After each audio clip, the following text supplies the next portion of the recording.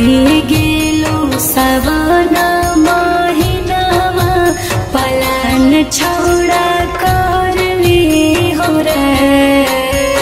आई गेलो सावन महिनामा पलान छोड़ा करली हो रे।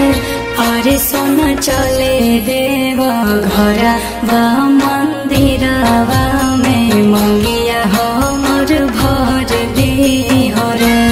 अरे सोना चले देवा घर बा मंदिरवा में मंगिया हमर भर दी हो रे।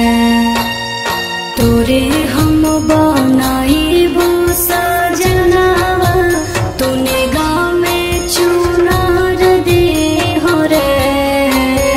तोरे हम बनाइबो सजनावा तूने गाँव में चुनार दे हो रे।